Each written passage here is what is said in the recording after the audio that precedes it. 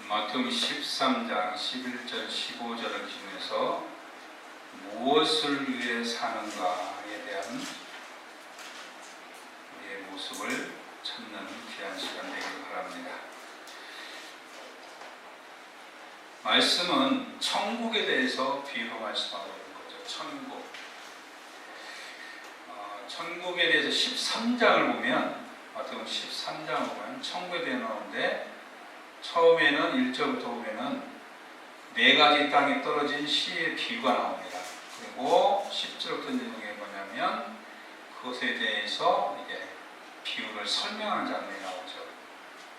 그래서 이 그 4가지 땅에 떨어진 얘기는 수도 없이 많은 얘기를 했을 거예요. 씨를 뿌리는 자가 뿌려나갔는데 길가 또는 돌밭 또는 뭐예요? 가시떨기, 그 다음에 좋은 땅, 이게 4가지 땅을 얘기를 하고 있죠. 시 자체는 지난번에도 얘기했지만 시 자체는 어느 땅에 떨어지든 동일합니다. 시가 다른 게 아니에요. 이게 말씀은 똑같아요. 그런데 말씀을 받는 밭 자체가 다르다 이 말이죠. 여러분은 좋은 밭이 되기를 바랍니다. 그래서 30배, 20배, 100배는 놀라운 결실을 맺기를 바랍니다.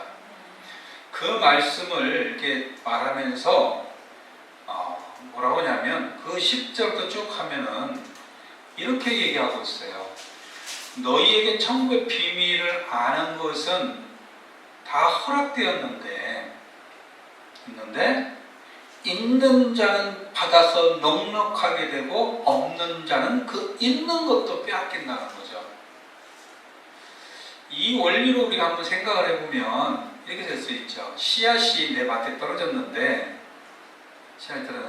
길가에 떨어졌는데 내가 길가면 새들이 와서 먹어버려요. 그럼 씨앗이 뺏기는 거예요.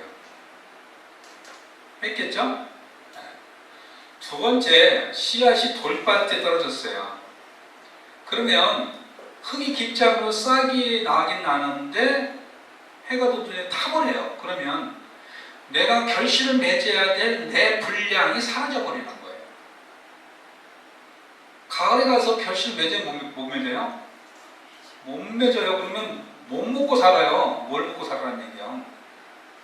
가시떨기도 마찬가지예요. 기온을 막아버리는 것에 대해서 더 이상 자라지 않고 수확을 제대로 못하는 거죠.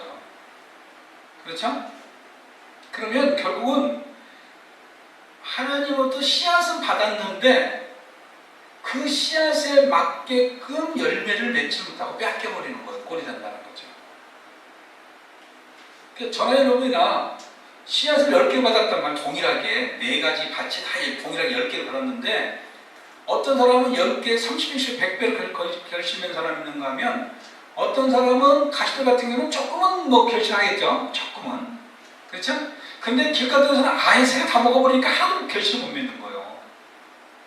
그러니까 우리한테 주어진 것을 내가 결실을 못 맺는 거기 때문에 가진 자는 더 많이 가졌죠. 없는 그걸 문제는 아예 빼앗겨버리는 이런 꼴이 되었다는 것을 말하고 있는 거죠. 그러니까 이 말을 또 다른 말로 이사야 말로 조금 이렇게 말을 한다면 그 뒤에 나오죠? 14절부터 이사야 예언으로 우리가 얘기를 한다면 씨앗을 아무리 말씀을 주어도 그 말씀이 보이지도 않고 들어지지도 않고 깨닫지도 않고 그러니까 내게 말씀이 왔다가 그냥 다 사라져버리는 거예요. 이해가 되세요? 다 사라져버리는 거예요. 말씀은 내 안에서 뭐가 돼야 돼요? 싹이 나고 뿌리가 나고 열매가 맺어야 되는데 맺어지질 않는 거예요. 그러니까 저나 여러분이나 교회를 아무리 다녀도 열매가 맺어지질 않는 거예요. 아무리 성경 공부를 많이 해도 열매가 맺어지질 않는 거예요. 수많은 집회를 다니고 수많은 훈련을 받아도 아무런 열매가 맺어지지 않는 거예요. 조금은 맺어질 수도 있고 뭐 덜어는 희망도 보일 수도 있어요. 왜냐하면 싹이 나니까. 그렇죠? 돌짝방이 싹이 탁 나잖아요, 처음에. 그러니까 희망도 보여. 그런데 곧 그냥 조그만 환란이 오면 싹 사라져버리고 태워져버리고 없어지는 거예요. 그러니까 우리 안에 이 자체가 열매가 거두지질 않는 거예요. 그러니까 뭐예요? 아무리 귀한 것이 왔어도 듣기는 들어도 깨닫지 못하고 보기는 보아도 알지도 못하고 마음이 완악해지니까 귀에 듣기에 둔하고 눈은 감했으니 보지도 못하고 귀로는 아무것도 못해요. 이런 것들이 자꾸 우리를 방해하는데 15절 말씀을 우리가 잘 이해해야 돼요. 백성들의 마음이 완악하여져서 그 귀는 듣기에 둔하고 눈은 감았으니 이는 눈으로 보고 귀로 듣고 마음으로 깨달아 돌이켜 내게 고침을 받을까 두려워함이라. 이게 무슨 말이냐면요, 이거 내가 예수한테 붙잡힐까 두려워하는 사람이에요. 교회 와서 그냥 보기는 받고 나한테 사업 잘 되게 해주고 자식들이랑 서울대 가고 이렇게 해줘야 되는데 이거 괜히 잘못해가지고 내가 고침을 받아가지고 내 안에서 열매가 주렁주렁 열려버리면 나도 헌신도 해야 되고 11조도 해야 되고 막 봉사도 해야 되고 이럴까 두렵다는 얘기를 말하는 거예요. 다른 말로 얘기를 하면 교회 와서 고침받는 걸 두려워하는 사람들이 있어요. 그냥 교회는 고침을 받는 게 아니라 내게 공만 주면 되는 곳이야. 따라서 교회는 나를 고치는 게 아니라 알아서 해요. 왜 안 해? 나를 고치는 것이 아니라 공만 주면 된다. 아멘? 아멘을 진짜 하면 큰일 나죠. 이런 사람들은 안 되니까. 고침을 받을까 두려운 사람이 있다 이 말이에요. 그러니까 말씀 깨달아지는 거 싫은 거야. 여러분 고쳐져서 열매 많이 맺길 간절히 축원합니다. 이 두려워하면 안 돼요. 많은 사람들이 그냥 교회 가지 마라. 교회 가면 뭐 이거 내라 저거 내라 그래 너 가서 고생 너 죽으라고 가서 고생하고 다 뜯기고 이런다고 한단 말이에요. 고쳐질까봐. 그렇게 걱정하는 사람이 교회 못 가게 만드는 거예요. 저거 이제 그런 세상 눈으로 말하면 우리 눈으로 할 때는 고침을 받는 거지만 세상으로 말하면 너 거기에 푹 빠지면 이 말이야. 이해가 되세요? 그러니까 그렇게 되면 안 된다 이 말이에요. 근데 우리는 고침을 받아야 돼요. 아멘? 이런 사람들은 두려운 사람이 돼서는 안 돼요. 그러니까 이 교회 오는 목적이 내가 하나님을 위해서 헌신하고 정말 세상을 위해서 선한 영향력을 끼치는 사람으로 제자로서 청지기로서 내가 세워지기를 원하는 모양이 아니라 그냥 나한테 복만 주면 돼. 나 귀찮게 안 하고 오라가라 하지 않고 그렇죠? 그렇게 하면 되는 거. 그걸 생각하는 사람들이 너무 많다고 그러죠. 그러니까 지금 우리 무엇을 위해 살고 있냐면 세상을 향한 하나님의 거룩한 뜻을 향해서 가는 것이 아니라 나에게 주어지는 그 혜택만 받고 싶어하는 모양으로 가고 있는 거예요. 그러니까 이 지금 씨 뿌리는 비유는 지금 앞에 뿌리는 세 가지의 밭이 무엇을 의미하느냐를 잘 봐야 돼요. 이게 씨앗이 와서 내 안에서 뿌리를 내려고 열매 맺을까 두려워하는 사람들이 많다니까. 그러니까 가시덤불을 대충 덮어야 돼. 돌짝밭이 돼야 돼. 들가밭이 돼야 돼. 그래야 새들이 가져가서 적당히 조금만 나한테 은혜가 되고 복만 되고 이런 것들도 많다는 게 천국 비밀은 그렇게 해석할 수 있는 게 아닌데 그렇게 가고 있다. 그래서 천국은 어떻게 가야 되느냐? 언제 되냐? 그 뒤에 나오는 거예요. 겨자씨 누룩 비유가 나오고요. 그죠? 가라지 비유 나오고 그 다음에 세 가지 비유가 좀 나오잖아요. 이 공통점이 뭐냐면 공통점 다 얘기할 수 없으니까 44절부터 봅시다. 천국은 밭에 감추인 보화와 같다. 보화. 밭에 감춰진 보화. 내가 막 좋은 밭이 아니야. 좋은 밭이 아니어서 씨가 떨어지니까 이거 계속 맺지는 못해 열매를. 그래서 에이 안 되겠다. 이거 밭을 좀 갈아야 되겠다. 좋은 밭으로. 예? 들가밭인 사람들은 좋은 밭 만들려고 노력할 거 아니에요. 돌짝밭은 어떻게 해요? 돌짝을 다 치울 거 아니에요. 좋은 밭을 만들기 위해서. 가슴으로 가슴 다 태워버릴 거 아니에요. 그 좋은 밭 만들려고. 그렇게 하는데 그 안에서 뭘 발견해? 포화를 발견한단 말이에요. 포화를 발견했을 때, 그러니까 이것은 수고하고 노력한 자가 될 수 있는 주님의 축복이에요. 그렇죠?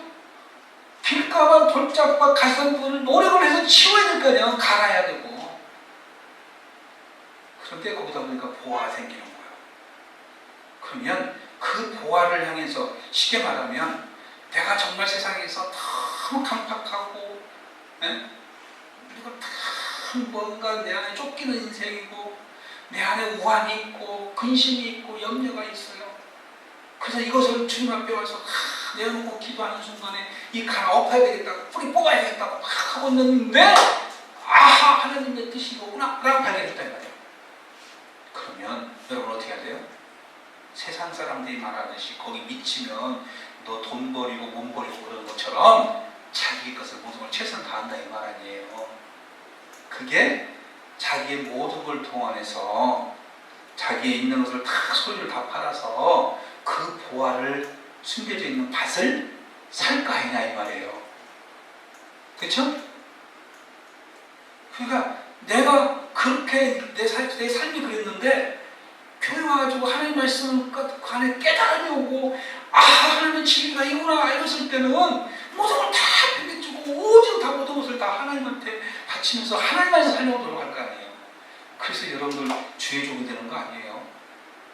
아유 주의 종 돼가지고 부경을 드리겠다고 주의 종이 돼가지고 그 얘기를 하고 나도 이상하지만 여러분도 참 이상한 사람들이에요.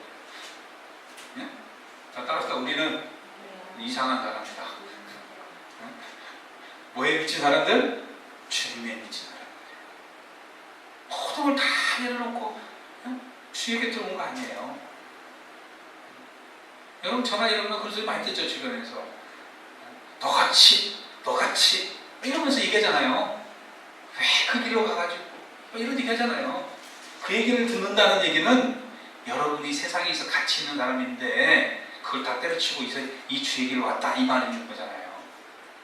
그렇죠? 자, 여러분을 환영합니다. 여러분, 저와 같이 고난의 길에 가는 여러분을 환영합니다. 이 환영인지 어떤지는 모르겠지만 어쨌든 환영합니다. 바로 그걸 말하는 거예요. 우리의 길이 어느 길을 가느냐, 내가 무엇을 위해 살고 있느냐, 세상 부귀 영화를 다 때려치우고 세상에서 너 같은 사람은 충분히 할 수 있는데 뭐가 부족해서 그 길을 가느냐, 왜 그런 생고생을 하는 길을 가느냐, 이런 데를 듣는 길을 여러분들이 다 인생의 귀한 모든 소유를 다 주님 앞에 바친 거 아닙니까? 그 보화를 찾기 위해서. 그는 여러분을 내가 뭐래요? 축복할 수밖에 없죠. 하나님이 여러분을 어떻게 해요? 축복할 수밖에 없는 거죠. 그렇죠? 여러분 인생의 모든 걸 다 하나님께 드린 거 아니에요. 내 생을 드렸으니, 나의 생을 드렸으니 얼마나 그 큰 소유입니까? 내가 가진 것 중에 가장 고귀한 게 뭐예요? 목숨 아니에요. 나의 삶의 목숨 아니에요. 이걸 주님한테 딱 드렸는데 거기서 더 값진 게 뭐가 있어요? 그러니까 여러분은, 나는 솔직히 말씀으로만 얘기했지만 하나님은 여러분을 반드시 난 축복할 거라고 믿어요.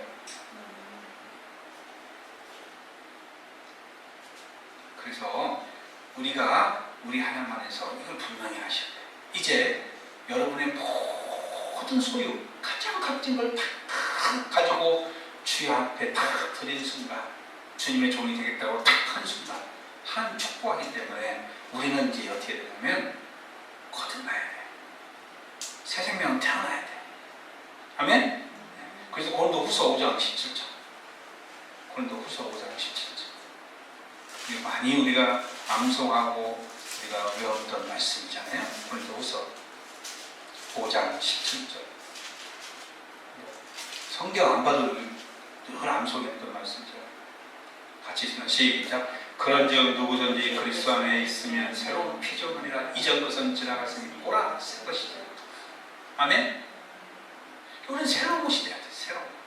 그러면 새로운 것이 뭐냐 이거예요. 새로운 것. 여러분 새로운 것이 뭐예요? 우리 이전 건 다 버리고 이제 하나님 앞에 새 것이 되었는데 새 것이 뭐냐 말이에요. 새로운 피조물로 인해서 그 새 것이 됐는데 새 것이 뭐냐 이 말이에요. 그게 18절 이후로 있어요. 자 읽어볼까요? 시작. 모든 것이 하늘교로 났으며 그가 그리스도로 말미암아 우리를 자기와 화목하게 하시고 또 우리에게 화목하게 하는 직분을 주셨으니 19절 곧 하나님께서 그리스도 안에 계시사 세상을 자기와 화목하게 하시며 그들의 죄를 그들에게 돌리지 아니하시고 화목하게 하는 말씀을 우리에게 부탁하셨느니라. 아멘. 우리의 새 것이 뭐예요? 새로운 피조물로서 우리 새 것이 되어야 되는데 어떤 새 것? 화목제물이 되는 거예요. 화목제물. 화목제물. 예수님이 화목제물이 돼서 하나님과 우리 관계를 화목하게 만드듯이 우리가 세상이라는 세상의 모든 걸 화목하게 만들어야 되는 거예요. 그걸 우리에게 부탁하셨다니까요. 우리가 새로운 피조물을 하는데 우리가 새로운 피조물에서 새 것이 뭐냐? 보라 새 것이 되었다는데 어떤 새 것? 화목을 이루는 새 것이다 이 말이에요. 여러분 싸우면 안 되죠. 누구도 비판해서는 안 되고요. 비난해서도 안 되고요. 아멘? 화목하는 그 뒤에서 이렇게 읽어볼까요? 20절 시작. 그러므로 우리가 이 그리스도를 대신하여 시작. 그리스도를 대신하여 사신이 되어 하나님이 우리를 통하여 너희를 권면하시는 것 같이 그리스도를 대신하여 간청하노니 너희는 하나님과 화목하라. 아멘? 지금 그리스도를 대신하여 사신이 됐단 말이야. 우리가 그리스도 대신하여 사신에서 그래서 하나님과 화목하고 그 다음에 21절 하나님이 저를 알지도 못하신 이를 우리를 대신하여 죄로 삼으신 것은 우리가 그 안에서 하나님의 의가 되게 하라. 하나님과 화목하고 세상 사람에게 의가 되라 이 말이에요. 의. 할렐루야. 네. 하나님과 화목을 이루시고 여러분 모든 사람에게 진정한 의로운 자가 되시길 간절히 축원합니다. 네? 이게 화목을 만드는 거예요. 아멘? 네. 이것을 지금 우리에게 뭐예요? 직분을 주시고 지키라고 명령하시고 그리고 우리에게 그런 사신이라고 말씀하십니다. 그러니까 우리가 새 것이 되었다는 것은 어떤 새 것? 어떤 새 것? 그거 정확히 아셔야 돼요. 어떤 새 것이냐 이 말이에요. 그래서 항상 우리 안에 이런 새 것에 대한 힘이 우리에게 있어야 돼요. 모든 사람이 나를 볼 때 뭘 봐야 돼요? 하나님의 정의를 볼 수가 있어야 돼요. 아멘? 하나님의 정의를 나한테서 볼 수 있어야 돼요. 또 하나, 나를 볼 때마다 세상 사람이 뭘 봐야 돼요? 하나님의 화목을 볼 수 있어야 돼요. 응? 저 사람을 보면 항상 정말 화목한 사람이 될 것 같은, 그리고 정의로운 사람이 될 것 같은 그런 것이 우리 안에 나타나야 된다 이 말이에요. 저는 그렇게 한번 만들어 봅시다. 봅시다. 우리가 제자 훈련을 받는 이유도 말씀을 들으면서 예배를 드리는 경우도 이 모든 것에 분명하게 하실 수 있어야 돼요. 그리고 이것을 하는데 이 올바른 영적인 기능을 우리가 해가는데 화목 기능과 정의의 기능을 우리가 해가는데 우리는 어떻게 되느냐? 이 화목 기능과 정의 기능, 영적인 기능을 하기 위해서는 우리에게 뭐예요? 하나님의 복음의 증거가 내 마음밭에 뿌려져야 되기 때문에, 그렇죠? 말씀 내 안에 거해야 되잖아요. 그래서 씨가 내 안에서 열매를 맺는 좋은 밭이 되어야 그 씨가 내 안에서 30, 100배 놀라운 결실을 맺어갈 거 아닙니까? 내 안에 그런 것이 있어야 되는데 내가 길가밭이고 내가 돌짝밭이고 내가 가시덤불 아닌데 무슨 열매를 맺겠냐고요. 내가 무슨 영적인 기능을 하겠냐고요. 화목 기능을 어떻게 하고 정의로운 기능을 어떻게 하겠냐고요. 못하는 거예요 이게 영적 기능을. 네? 아멘? 네. 그러니까 이런 것을 정확히 새 것이 됐다고 새로운 피조물로 거듭났다고 맨날 말을 하면서 어떤 새 것이냐는 것을 우리가 잘 그렇게 이해를 못하는 경우가 많고요. 감당을 정확한 길을 그 방향을 잘 모르고 거기에 대해서 얼마나 우리가 애써야 되는지도 잘 몰라요. 그러니까 영적인 기능을 하는 영적인 직분을 맡겼잖아요. 영적 직분, 화목 직분과 정의 직분을 줬잖아요. 아멘. 우리가 사신이라잖아요. 대신하여 우리가 그리스도를 대신하여 사신되었다. 이 얘기하잖아요. 이게 엄청난 거잖아요. 그리스도를 대신해서 사신되었으니 그러면 영적 기능을 온전히 감당할 수 있어야 되잖아요. 막 사람들에게 화목을 탁 전고 정의를 전할 수 있고 그러면 그런 것의 모든 것은 어디서 근거가 돼요? 말씀이잖아요. 말씀. 내 안에 뿌려진 씨앗. 그 씨앗이 내 안에서 다 공급돼야 되는데 영적 기능해야 되는데 그 말씀을 내 안에서 열매를 맺게 하려면 총밭이 돼야지 길가밭, 돌짝밭, 가시덤불 갖고는 아무 기능을 못하는 거죠. 그 모습에 천국의 비밀을 우리에게 보여주면서 사도 바울이 그래도 우리에게 얘기잖아요. 감정하잖아요. 사도행전 20장. 사도행전 20장.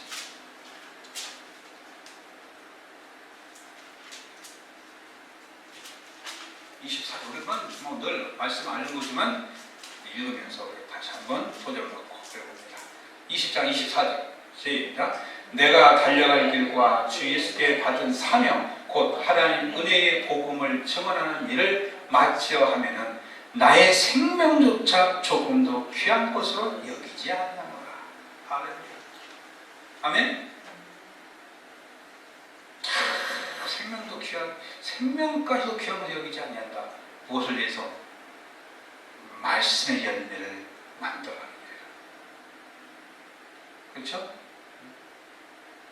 내 거 다 차지하고 내 거 다 누리고 그리고 어떻게 생명의 복음을, 말씀의 복음을, 이 우리에게 맡겨진 영적인 기능을 어떻게 다 감당할 수 있겠어요? 그래서 우리가 우리의 가야 될 길을 무엇을 위해서 하는가에 대해서 좀 더 우리가 많이 고민을 해야 됩니다. 그래서 우리의 밭을 조금 더 좋은 밭으로 만들려고 노력하셔야 되고, 그리고 그 좋은 밭에 정말 하나님의 말씀이 숨어있기 때문에 나의 모든 것을 다 드려서 그 보화를 살 수 있어야 돼요. 아멘? 그걸 우리는 희생이라고 하고 헌신이라고 하고 봉사라고 하고 섬김이라고 그렇잖아요. 다 그렇게 얘기하잖아요. 자, 그러면 3과로 가게 되면 죽음을 앞둔 사람들이 있어요. 죽음을 앞둔 사람들. 자, 죽음을 앞둔 사람들.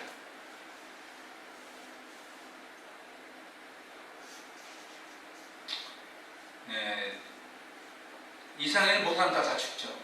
전화연이나 바람없이 다 죽게 돼 있어요.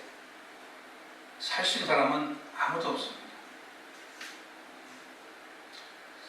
집으로 우리는 매일매일 집으로 돌아가죠. 집으로 돌아가면서 여러분은 무슨 생각합니까?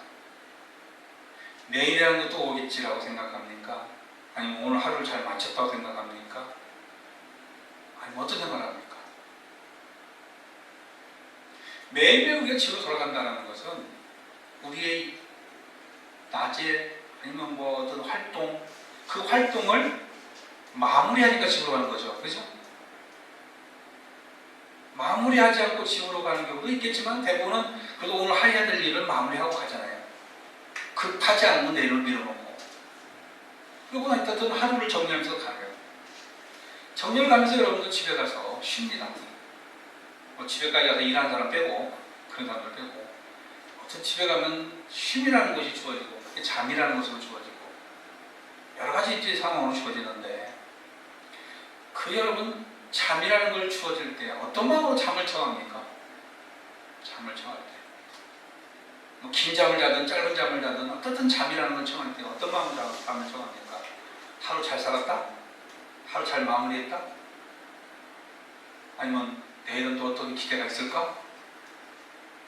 혹시라도 이런 사람이 있나요? 내일이 안 왔으면 좋겠다? 그런 사람이 있어요? 자, 우리는 내일이라는 것이 온다고 생각을 해요, 오늘은. 그런데 내일 올지 않을지는 내일 가봐야 아는 거 아니에요? 오늘 내일을 알 수 있어요? 오늘 내일을 알 수 있어요? 내일은 내일 가봐야 하는 거 아니에요? 그렇죠? 우리 주변에 수많은 사람이 이 밤을 정리했다고 밤을 잠을 자면서 내일 못 일어난 사람들 많아요. 심장마비로 죽은 사람도 있고요. 네? 급사하신 분들이 굉장히 많아요. 심지어는 좀 우스갯소리지만 지방을 내려가다가 밤이 너무 늦어가지고 고속도로 길가 옆에 갓길에 차를 세워놓고 좀 자고 가야지라고 했다가 영원히 자는 사람도 있어요. 갑자기 틀고 와서 박아가지고. 요즘 뉴스 많이 보잖아요. 알 수 없어요. 내일이라는 것은 내일 가봐야 하는 거지 주어질지 안 주어질지는 몰라요. 그 내일이 올지 않을지를 불안해서 못 사는 사람들은 눈을 뜨고 밤을 하얗게 보내겠죠. 안 자고 버텨야 되겠죠. 그렇죠? 근데 그건 내일이 아니에요. 우리가 시간상으로 오늘 내일이라는 것은 24시간 정해놓은 거지, 오늘과 내일이라는 것은 날짜의 오늘 내일이 아니에요. 내 인생의 오늘 내일을 말하는 거예요. 내가 쉼을 가져야 내일이라는 것이 생기는 거지. 쉼을 가지 않고 잠 안 자고 계속 일주일 내내 잠 안 자고 또 있다, 그건 오늘이에요. 매일매일이. 그러니까 그건 쉬었다가 일어나야. 분명히 하나님은 우리에게 창조 질서 속에서 낮이 있고 밤이라는 것은 낮은 일하고 밤은 자는 것을 말하는 거예요. 그렇죠? 자지 않고 24시간 깨어있다, 그건 계속 낮이에요. 시간적 개념으로 우리가 말하는 게, 하나님은 그렇게 말하는 게 아니에요. 많은 사람이 우리가 지금 지구에 자전, 공정 해가지고 24시간을 만들어 놨지만 그거는 우리들이 만든 거지 하나님의 질서에서는 그것도 상관이 없잖아요. 하루가 1000년 가고 1000년이 하루 같다는 하나님의 개념이니까. 그렇다면은 죽음이라는 것은 내가 마무리했을 때 내일이거든요. 자, 그러면 오늘 마무리하면서 여러분 어떻게 마무리하시느냐 한번 생각을 해봐요.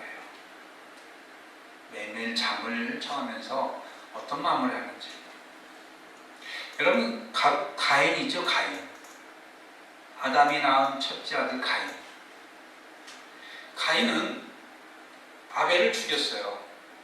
아벨을 죽고 에덴동산 쫓겨나서 이제 새로운 삶으로 가야 돼요. 에덴 동산에 살던 삶이 아니라 낯선 삶으로 가야 돼요. 그게 내일이에요, 가인에게는. 그런데 가인에게는 앞으로 내가 맞이할 새 세계에 대해서 어떤 마음으로 맞이해요? 가인이 부푼 마음으로 기대하나요? 아니면 어떤 마음으로 하나요? 가인이 가야 될 세계를 맞이하는 방법은 어떻게 하면 살 건가 살궁리를 보는 거예요. 그래서 저기 가면 나 죽을지 몰라요, 하나님 하고 제가 하나님께 말하는 거죠. 살궁리를 보는 거예요, 살궁리. 많은 사람들이 가인처럼 사는 사람은 많죠. 내가 어느 곳으로 간다, 낯선 곳으로 간다든지 우리가 알지 못하는 새로운 시대가 온다든지 내가 경험해보지 못한 내일이 온다 했을 때 우리는 뭘 생각하냐면 살궁리부터 생각하는 사람들이 많죠. 또 이런 사람도 있죠. 가룟 유다처럼. 가룟 유다처럼 예수님한테 얘기를 듣고서 이 중에 나를 팔자가 있다라고 예를 듣고 가룟 유다가 맞이할 내일이라는 개념은 포기입니다. 포기. 그래서 포기를 하기 때문에 받았던 돈도 돌려줘 버리고 그리고 자살하는 거예요. 가룟 유다에게는 내일이라는 것이 소망이 아니에요. 희망이 아니에요. 변화가 아니에요. 내 인생 그냥 궁핍하게 살려고 하는 궁리도 아니에요. 그냥 포기하는 거예요. 그때는 그 돈 받았는데 그 때문에 예수를 팔았는데 그 돈 먼저 돌려줘 버리고 그냥 자살하잖아요. 포기해요. 이런 사람들도 많아요. 내일이라는 것은. 그러니까 살궁리에 급급하는 가인과 같은 형태도 있고요. 가룟 유다처럼 그냥 내일에 대한 것에 대해서 포기해버리고 그냥 자살해버리는 사람도 있고요.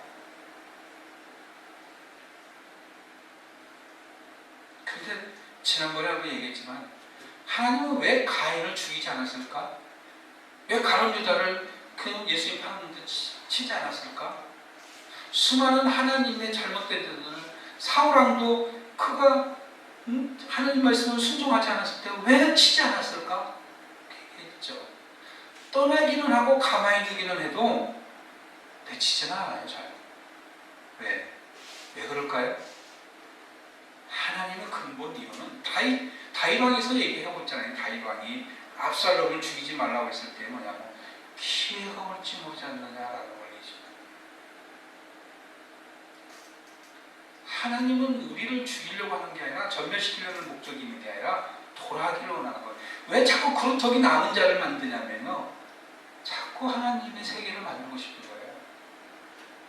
하나님의 백성들이 돌아와서 하나님이 원하는 땅, 하나님 원하는 세상, 하나님이 만드는 그런 하나님 나라를 만들기를 원하시는 거예요.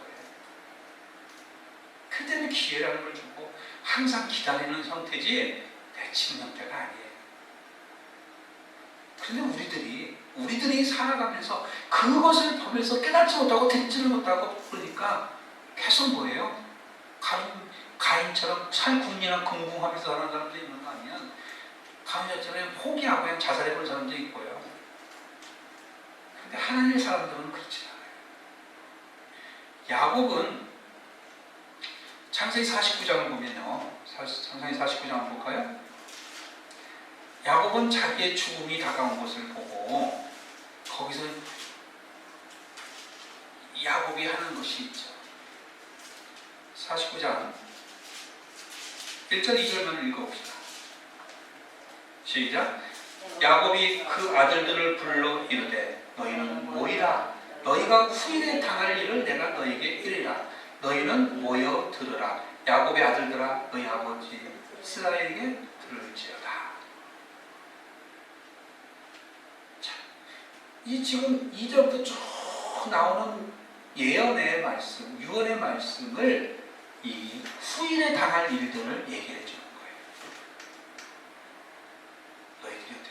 근데 이것만이 아니죠.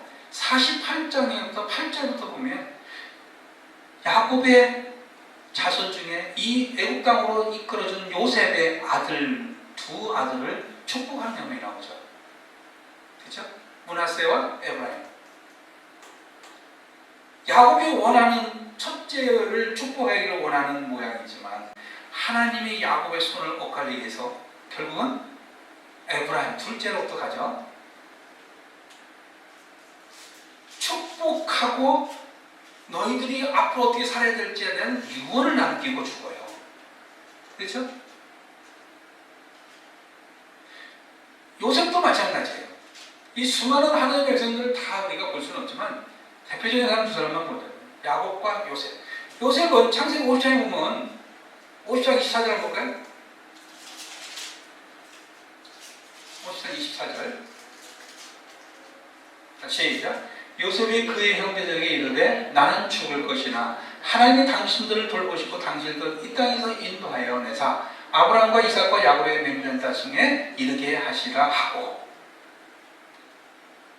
백성들에게 형제들에게 너희들이 앞으로 이렇게 될 거라는 축복의 유언을 남기는 거예요. 그런데 이뿐만이 아니죠. 요셉이 그런 게 아니죠. 이것만 한 게 아니에요. 그 앞에 보면 형제들이 두려워 떨 때 형제들은 용서하는 장면이 나와요. 용서하는 장면이 아니라 엄밀히 말하면 하나님의 뜻이 이거다라고 말합니다. 내가 어떻게 합니까? 두려워하지 마세요. 내가 하나님 대신할 수 있습니까? 그렇죠? 19절 말씀 나와있잖아요. 당신들은 나를 해야 하였으나 하나님은 그 선을 받고사 오늘 같이 많은 백성의 생명을 구원하게 하시고 나를 먼저 보낸 것이다. 하나님의 뜻을 먼저 얘기를 하고요. 그 다음에 형제들에게 유언을 남깁니다. 그뿐만이 아니고 이 요셉이 원하는 것은 지금은 내가 하나님의 뜻을 이루기 위해서 이 땅에 와 있지만 나는 반드시 하나님 땅으로 돌아가야 된다는 자신의 돌아감에 대해서 얘기를 합니다. 그게 바로 뭐예요? 25절 말씀이잖아요. 50장 25절. 같이 볼까요? 25절. 시작. 요셉이 또 이스라엘 자손에게 맹세시켜 이르기를 하나님 반드시 당신들을 돌보시리니 당신들은 여기서 내 해골을 메고 올라가겠다 하라 하였다. 지금은 내가 여기서 하나님 뜻을 이루고 하나님 나를 보내셔서 이루어야 될 하나님 뜻이 있기 때문에 내가 여기서 지금 죽음을 맞이하고 있지만 나는 반드시 돌아가야 된다. 반드시 돌아가야 된다. 이것이 어떻게 이루어졌어요? 출애굽기 13장에 보면 출애굽기 13장 볼까요? 출애굽기 13장 19절 말씀 10장 19절 시작.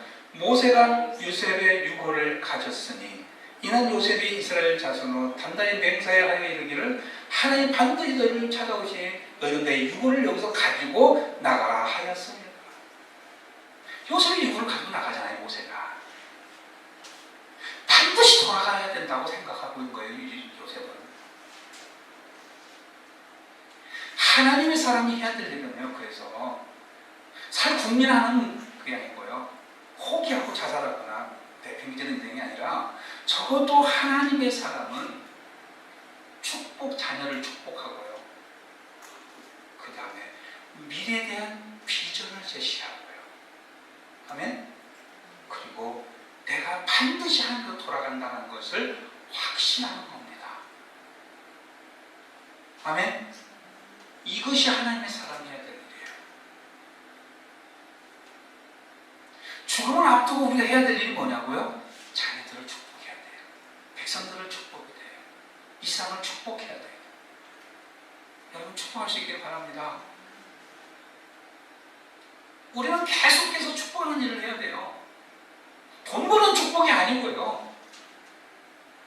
미래의 비전의 열매를 많이 맺는 좋은 땅의 사람이 되어서 열매를 많이 30년 100배 노를 결실을 맺어서 하나님이 맡겨준 사명, 화목의 영적 기능과 정의의 영적 기능을 온전히 이루는 사람으로 하나님의 그리스도를 대신하는 사신이 되어서 복음 증거자로서 살아갈 수 있도록 그들에게 비전을 주고 축복을 주기 위해서 계속해서 우리는 축복해야 한다는 거예요. 그리고 우리는 돌아가야 됩니다. 아멘? 하나님의 뜻으로 돌아가야 됩니다. 우리가 그렇게 돌아가야 우리 자손들이 나를 보고 돌아갈 거 아닙니까? 여러분 우리는 내일을 맞이하면서 오늘 하루를 정리하면서 무엇을 생각합니까? 여러분 밤마다 잠을 앞두고 잠자리 들기 전에 자녀들을 이 세상을 위해서 축복합니까? 자녀들에게 요즘 카톡 SNS 많이 하잖아. 카톡이라도 그들에게 소망을 전합니까? 저도 우리가 해야 될 거 아닙니까? 나는 주님의 품 안에서 편안한 잠을 잔다고 말할 수 있어야 되지 않을까요? 실제로 요셉은 이 모세에 의해서 유을 가져와서 어디에 안장됐어요? 가나안 세겜 땅에 안장이 됩니다. 가나안 땅 세겜 땅에. 괜찮아요? 여러분 우리도 하나님의 가나안 땅에, 가나안 땅은 약속의 땅이고 축복의 땅이 천국이잖아요. 아까 천국의 비밀을 우리가 알려줬지 않습니까? 그래서 우리가 돌아가도록 노력을 해야 되잖아요. 그러니까 우리가 죽음을 앞두고 매일매일 하루를 마무리하면서 영생이 있는 사람과 그냥 죽음을 맞이하는 사람과는 확연한 차이점이 있죠. 자, 제일 밑에 보면 한번 읽어볼까요? 예레미야 2장 13절 시작. 내 백성이 두 가지 악을 행하였나니 곧 생수의 그런 데를 나를 버린 것과 스스로 웅덩이를 판 것인데 그것은 물을 저축하지 못할 터지는 거예요. 자 보세요. 두 가지 악인데 버린 것과 웅덩이를 판 거예요. 버린 건 뭐예요? 생수 그런 데는 나를 버린 거, 하나님을 버린 거잖아요. 스스로 웅덩이를 판 건 뭐예요? 그건 뭐냐면 물을 채우지 못하는 악의 웅덩이죠. 스스로 자기 꾀에 자기가 빠지는 거예요. 많은 사람들이 세상에서 수도 없이 웅덩이를 파는데 그 웅덩이가 자기가 자기를 지금 전멸시키는 웅덩이를 잘 몰라요. 그런 말을 다른 말로 하나님이 여러 가지로 얘기를 했어요. 돈을 사랑하지 마라, 명예에 쫓지 마라, 뭐 이런 거 얘기를 많이 하잖아요. 내가 내 웅덩이를 파고 있는 거예요. 그게 내가 지금 죽은 웅덩이를 파고 있는 거예요. 하나님을 떠난 것은, 하나님 버린 것은 확 들어오는데 내가 나를 무슨 웅덩이 파고 있는지 잘 몰라요. 사람들이 교회 안 나오고 하나님 안 믿고 하나님 떠나고 그런 것은 확실히 드러나는데 내가 내 웅덩이를 파고 있는지 잘 모른다니까. 그래서 죽음을 앞두고서 계속 자기 웅덩이를 파는 거, 죽음의 웅덩이를.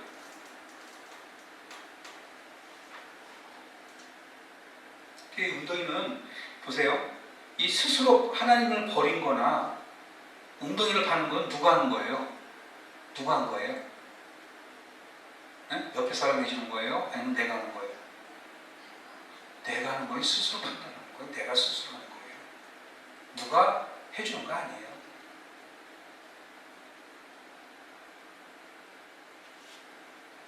이거는 자꾸 우리가 영적인 눈이 가려지니까 영적인.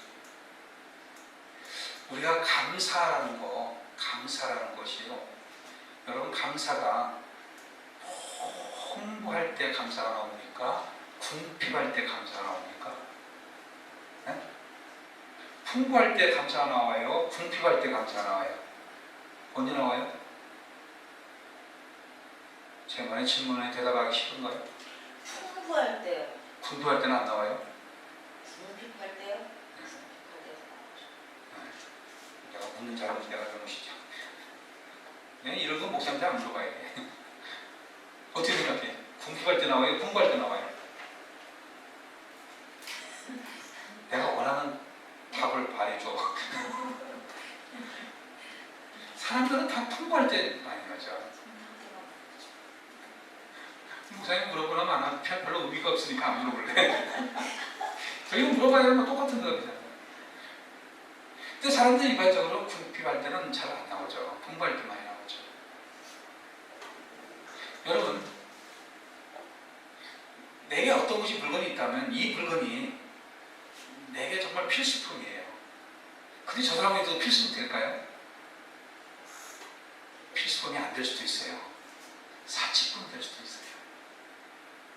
내가 사치품이 저 사람도 사치품일까요? 아니, 저 사람이 필수품 될 수도 있어요. 그건 사람마다 다 다른 거고요. 또 시대마다 달라요. 제가 오늘 요양원에서 예배드리면서 어르신들한테 요즘 보리밥을요 건강식으로 해왔더니 말도 안 되는 소리가 우리 때는 그냥 고생해서 없을 때 먹는 게 보리밥이다. 그렇잖아요. 우리 어렸을 때 보리밥이요. 그때는 진짜 없어서 먹을 때 보리밥이었어요. 요즘 보리밥은요 건강식이에요. 그래서 있는 사람 찾아가는 게 보리밥이에요. 그래서 없는 사람들은 보리밥이 뭐예요? 사치예요.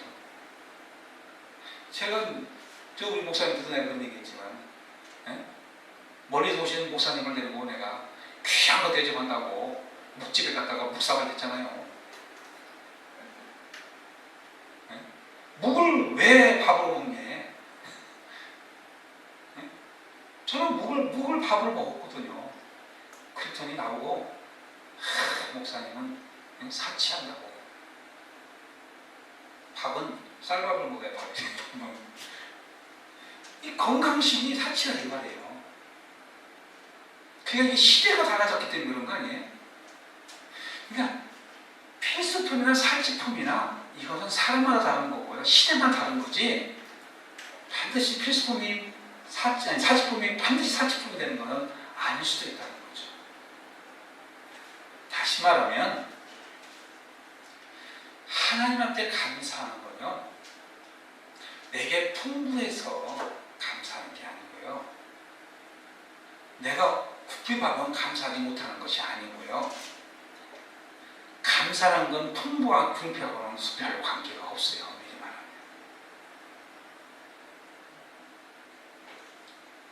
감사는 어떻게 감사하냐면 내 안에 하나님이 있을 때 감사해요. 여러분 성령 충만을 받으라고 그러죠? 네? 술 취하지 말고 성령 충만 받으라고 하죠? 그 성령 충만 받으라는 말씀 밑에 보면 뭐가 나오죠? 아세요?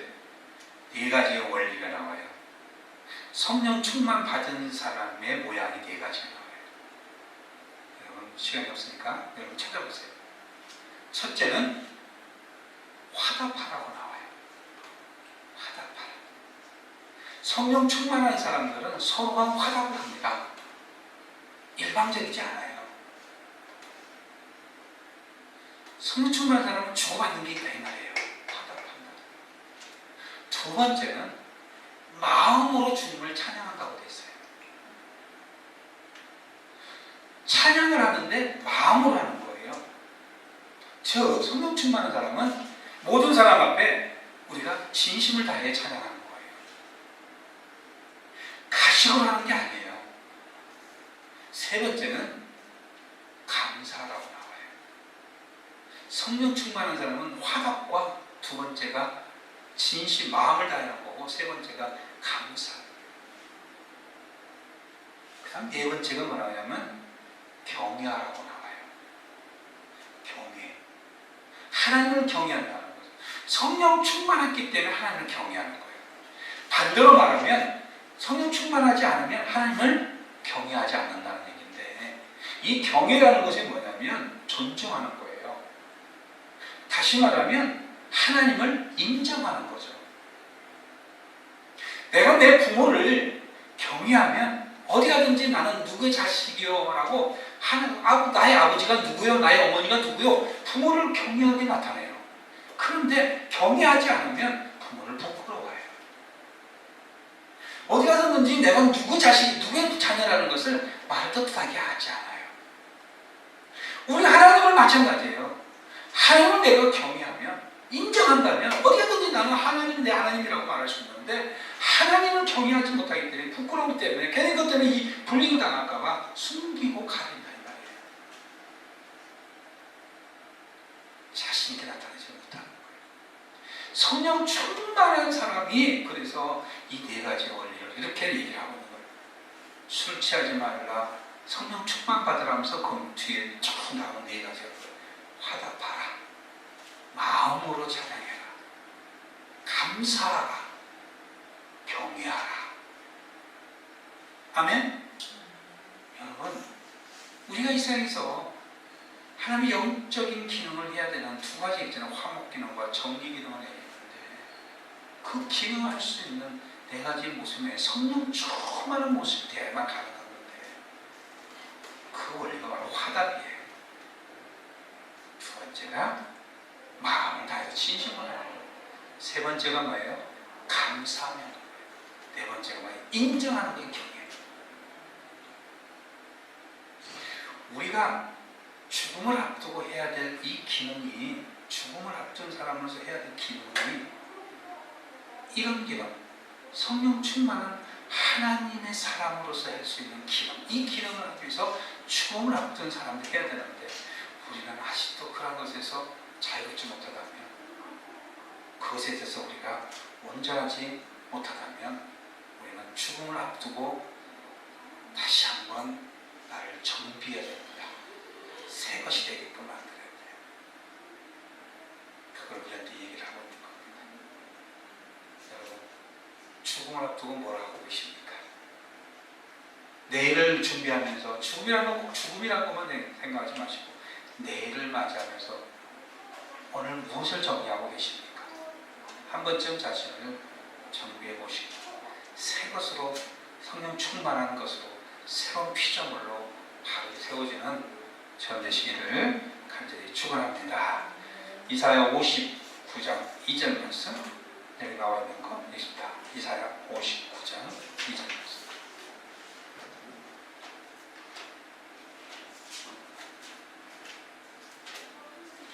이사야 59장 2절 말씀 같이 있습니다. 오직 너희 죄악이 너희와 너희 하나님 자들을 갈라놓았고 너희 죄가 그의 얼굴을 가리어서 너희에서 돋지 않으시게 하느니라. 죄가 이렇게 만든다 이 말이죠. 자, 로마서 5장 12절.